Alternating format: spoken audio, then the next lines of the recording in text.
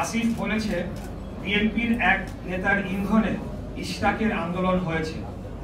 এই বক্তব্যের মধ্য দিয়ে হাজার হাজার ঢাকার ভোটারদের চরম অপমান করা হয়েছে। ঝড় বৃষ্টি তীব্র রোদ উপেক্ষা করে দিনের পর দিন শারীরিক ও মানসিক পরিশ্রম করে আন্দোলন করা ঢাকার এই জনগোষ্ঠীকে এই একটি বাক্য উচ্চারণের মধ্য দিয়ে নাগরিক থেকে পশুর মর্যাদায় নিয়ে যাওয়া হয়েছে। এটার জন্য তাকে অবশ্যই নাগরিকদের কাছে ক্ষমা চাইতে হবে।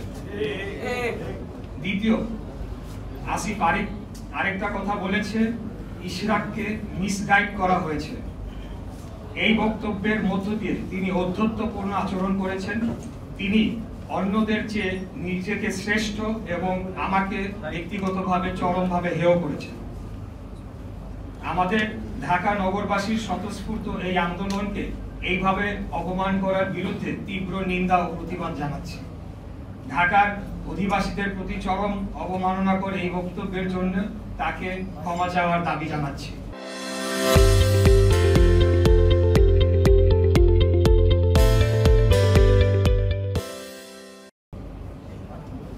আসিফ আরো বলেন, আমাকে তার নির্বাচনী এলাকা কুমিল্লার একটি উপজেলার জনৈক বিএনপি নেতা, আমি নাম উল্লেখ করছি না, প্ররোচনা দিয়েছেন। এই আন্দোলনে অর্থ ও লজিস্টিক্স দিয়েছেন এবং তার কাছে নাকি প্রমাণ রয়েছে। এই প্রমাণ তিনি জাতির সামনে তুলে ধরবেন, অন্যথায় তাকে প্রকাশ্যে ক্ষমা চাইতে হবে। এখানেই তিনি থেমে থাকেন নাই।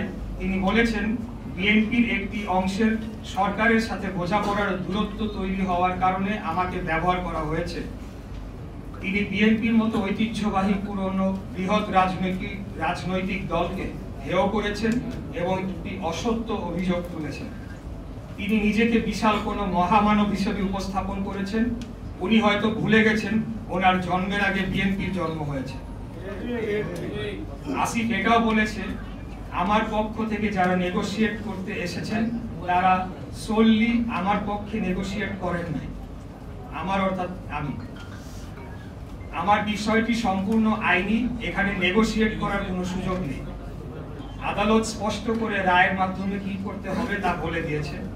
তাহলে নেগোশিয়েট কারা করেছে তা আমাকে জানাতে হবে, কারণ একমাত্র আমাদের দলীয় প্রধানের বাইরে অন্য কোনো ব্যক্তিকে আদালতের রায় কার্যকর সংক্রান্ত যোগাযোগ ছাড়া অন্য কোনো কথা বলার সম্মতি আমি দেই নাই।